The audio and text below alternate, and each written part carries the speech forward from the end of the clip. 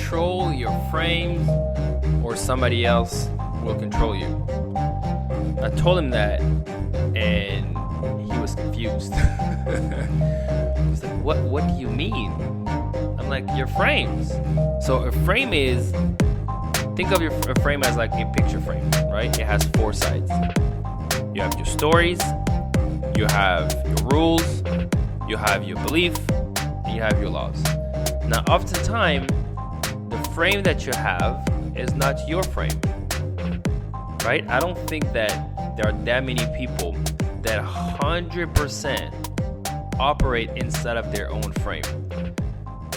Now, the media has done a great job of just establishing frame and moving you from one frame to the other every single time. I think the best example I have is during COVID. During COVID, the media created such a frame, like stories, rules, belief, and laws that were moving people from where they were to this new way of seeing everything, that people were just afraid to sometime in their car be by themselves, that they had to wear a mask, right? Like, it's insane when you think of it. You're by yourself in your car and you are wearing a mask. Like, insane, right? And you didn't even know if it's like, is it flying outside? You know, like, I can't go outside without a mask. I'm like, I'm lost. And so whenever there's confusion, people just start to have a high level of anxiety, and you know, and then you get to a place where sometimes people commit suicide because you no longer accept those, but you don't have a way of creating a frame. So that's what I'm going to talk about today. So sit back, relax, and welcome to the Inspiring Possibilities podcast. Okay, so let's think about this, okay? So our lives, we navigate through various frames, right? So they mold our views, our relationship, health, finances, in our spiritual walk. Like, each frame, whether it's our connection with God or with our significant others, holds profound significance, right? I want you to think about this. You have a specific frame, okay, inside of health. Like, what you believe to be true or not true. Stories about, well, you don't really need to, to be in shape. Well, people in shape still die at the same rate as people not in shape. Or, like, just eating fast food every once in a while doesn't hurt me. Or, organic versus non-organic, it doesn't really matter. Like, you have a frame inside of health. But sometimes, like, you don't even know it. Right? So I want you to sit and think about this. What is your frame inside of health? What are the stories that you have inside of health? Is it organic, non-organic? Does it matter? What are the rules that you have? Is it 3 meals a day, 1 meal a day? Which one matters? Like, what do you believe? Is it, hey, we should not eat meat and only eat, nuts and all that kind of stuff? And then what laws you have? Then I want you to move into finances. Well, credit is important, not important. Debt is important, not important. You should never leverage debt. What is leverage? It's a word that the banking people have created, right? You should always pay everything with cash because you're going to get in trouble if you use debt, right? Or credit cards. Like, what are the stories that you have inside of money?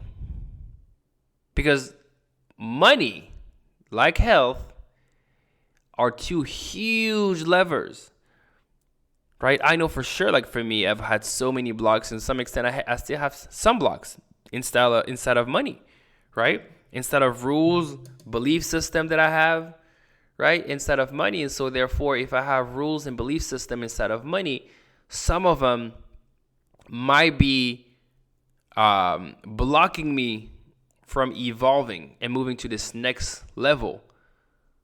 Now, mind you, I have my wife and I, have a 7-figure, enterprise and all that, but we still have frames and limiting beliefs, right? And specific stories, because none of us came from money, right? We came from people that either work really hard for money or just like, hey, didn't want to look at money, and we're numb to it. And so just kept on moving, right? And you have the same thing, but you have to be able to understand and write down what stories you have about money.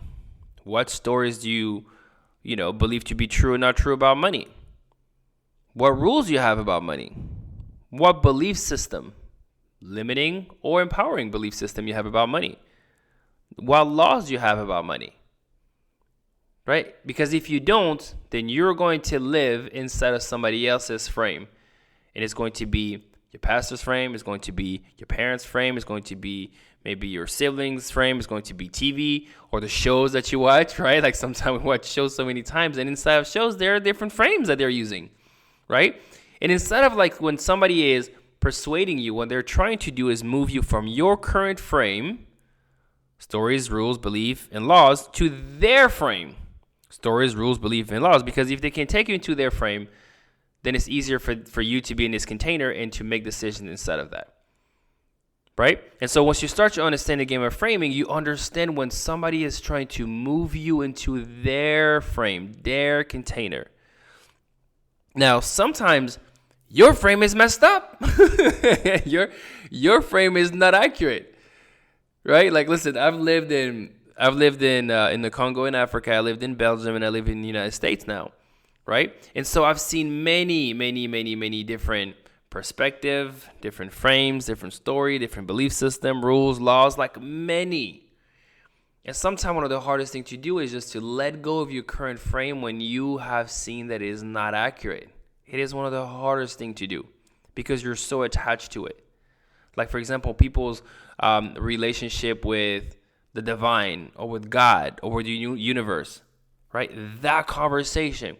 There are frames so hardcore, that people have a hard time just removing them, have a hard time operating outside of them, or just creating their own frame because it's like, listen, my grandfather was Catholic, my grandma was Catholic, my mom was Catholic, so therefore I am Catholic because that's what we do.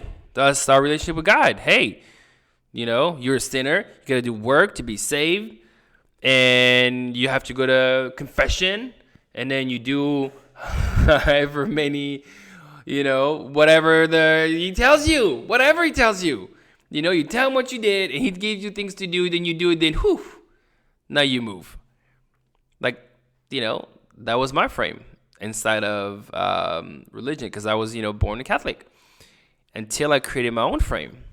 My own stories, my own belief system, my own rules, my own laws, right? And I'm going to share with you. So for me, it was that there's no such thing as coincidence. Only divine orchestration, right? God brings the right people at the right time. It is just my job to go and nurture and cultivate those relationships. God's timing is perfect. Right? Even when it feels too slow or too quick for my liking sometimes, right? And in understanding that bargaining with God isn't an option. And then finally, I don't need to go to church to have a relationship with God. God still talks to me, right? God is not just this energy, this thing out there that I just go and pray, but I can actually have a dialogue and a conversation. That is my frame. Now, you need to establish your own frame into what are the stories you have, the rules, the belief, the laws you have about your relationship with God. Right? Even if your family had some, you need to establish your own because this is when you can truly, truly live inside of your own frame and not somebody else's frame. Then we're talking about relationship with your spouse, obviously with your kids, but with your spouse as well. Right? What is that relationship? My relationship, before was that, my wife is not my best friend. She's my wife. It's different. That she doesn't truly know me, that I have to stay up, obscure. I can't tell her everything. Right? And that there's no way you can never be, have your wife be your coach or your teacher. No, you can't do that. Why? I don't know. That was just my frame. Obviously, that frame came in from a place also where, I had a super high level of insecurities and feeling inferior because of, black people used to tell me I'm white people used to tell me I'm black, and I had just this sense of inferiority. And so I just overcompensated, right? With a huge ego to go and protect me, which served me very well in sports, just not very well in relationship. And so that frame came from all that baggage that I had to clean up and heal and move from. To a place where, since that frame was no longer empowering, then I had to create a new frame. And that new frame was that my wife is my confidant, my best friend, right? And she's privy to every secret in every corner of my heart. I'm going to be vulnerable, and she's going to know it all, right? And also that she knows me better than anyone else. She's an expert in all things me. She's not saying the expert. She's an expert in all things me, right? And then our union is a testament of divine timing, right? And we're meant to find and forge this life together. And then for that, together we stand as the ones, united and invisible. We are the ones, right? That's my frame.